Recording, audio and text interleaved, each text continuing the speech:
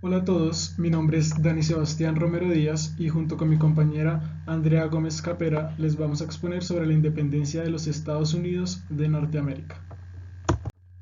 La independencia de Estados Unidos comprende la revolución de las 13 colonias del Reino de Gran Bretaña asentadas en Estados Unidos en 1760. Dentro del contexto histórico del siglo XVIII, los ingleses usaban estas colonias para obtener recursos como minerales y vegetales que no estaban disponibles en ese momento en Europa.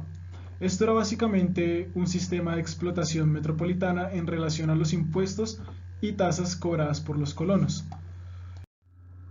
En una sociedad colonial, donde las colonias de obediencia real habían disfrutado de un sistema de gobierno limitando a la metrópolis a beneficiarse de la aplicación de dichas normas mercantilistas de esta época, el detonante principal del conflicto fue después de la Guerra de los Siete Años, donde se enfrentaron ingleses contra los franceses por el control de las colonias de América. Esta guerra la ganó Inglaterra y fue muy costosa para los ingleses, los cuales entraron en una crisis económica sobre la cual vieron cómo solucionar aumentando varios impuestos y tasas, además de crear nuevas leyes que socavaban la libertad de los norteamericanos. Leyes como la ley del azúcar de 1764, la cual hacía que los colonos solo podían comprar azúcares procedentes de las Antillas, esto en beneficio total de ellos. La ley del timbre, ley de sellos de 1765, que decía que todo producto en circulación debía tener un sello que era vendido por los ingleses. En 1770 también se produjo una masacre en Boston donde se produjo un episodio que terminó con la muerte de 5 americanos que manifestaban contra la corona y unos soldados británicos se acercaron y dispararon contra ellos. Esto provocó grandes revueltas y manifestaciones. Para esto tomaron una medida los ingleses y bajaron algunos impuestos y dieron un tiempo de calma. La ley del té de 1773, que traía impuestos nuevos sobre el vidrio, papel y pinturas, las cuales hizo que la crisis estallara e hizo que los colonos se levantaran en más manifestaciones. En diciembre del mismo año, varios colonos arrojaron al mar todo el cargamento del té del barco de la Compañía de las Indias, que estaban anclados en el puerto de Boston. A este episodio se le conoció como el Boston Tea Party. En 1774, como represalia a la manifestación ocurrida en el Boston Tea Party, el gobierno británico declaró que los actos intolerables incluían la prohibición del puerto de Boston a pagar una indemnización por el té destruido. Para socavar aún más los derechos de los norteamericanos, se llamaron a las leyes de coerción. En estas leyes se ordenó como primera medida el cierre del puerto de Boston. En la segunda se modificó el gobierno de Massachusetts reforzando la autoridad real. Y la tercera introdujo cambios a la administración de justicia y todos los procesos con el mantenimiento de la orden y la recaudación de impuestos que podían ser juzgados en Inglaterra por una simple petición del gobernador. En un ambiente de tensión, la poca representación en la administración colonial hizo que las anteriores leyes mencionadas, como la ley del timbre, provocaran las primeras reacciones violentas y la creación de las primeras asociaciones de defensas. A esas asociaciones fueron bautizadas como Hijos de la Libertad. Tras un boicot económico, se movilizaron grupos de comerciantes metropolitanos que velaban por sus intereses.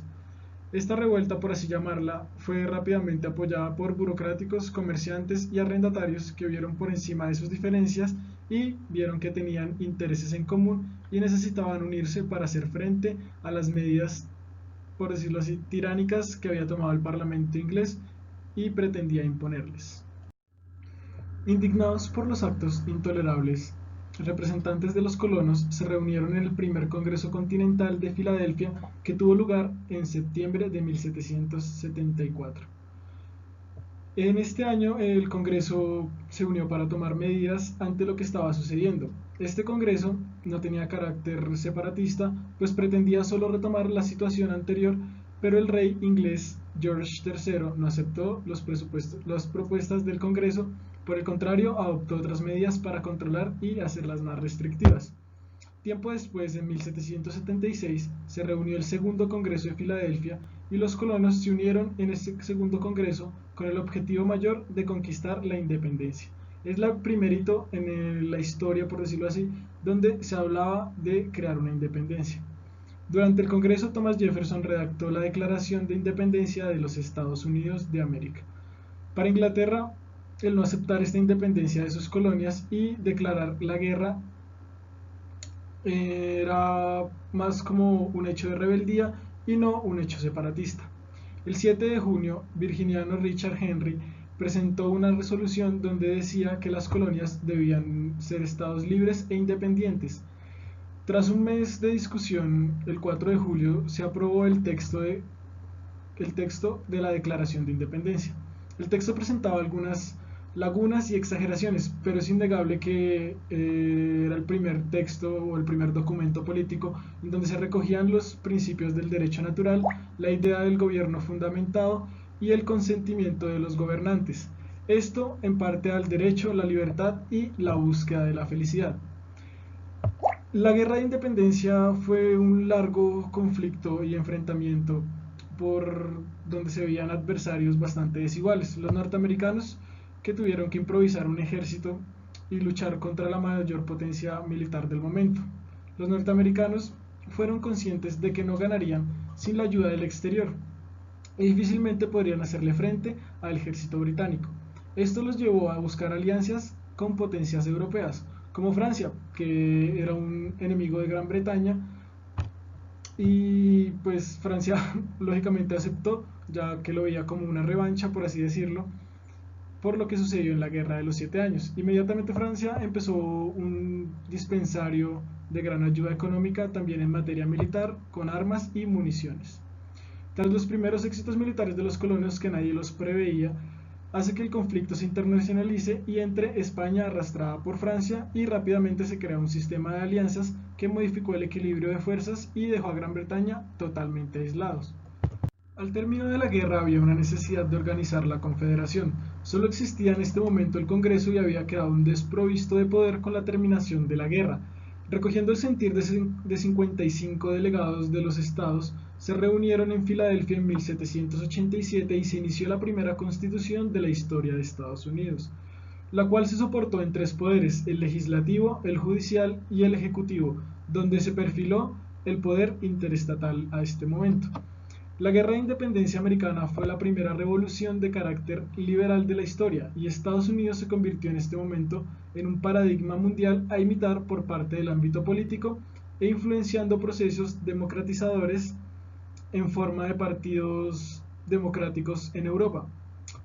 Aunque esta victoria duró poco, puesto que en 1816 se presenta la Segunda Guerra de Independencia, la cual duraría poco más de 2 años, y la cual traería grandes repercusiones a manera interna y no externa como la primera.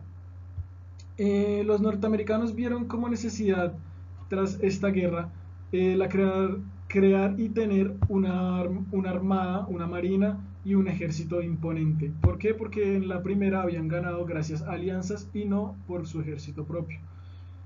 En 1814 se firmó la llamada Paz Perpetua de Gante y Gran Bretaña tuvo que aceptar el status quo anteriormente mencionado. Mientras en Europa se libraban un conflicto con las viejas monarquías, el mundo nuevo, por así decirlo, con un nuevo nacionalismo continental defendiendo sus nuevas ideas.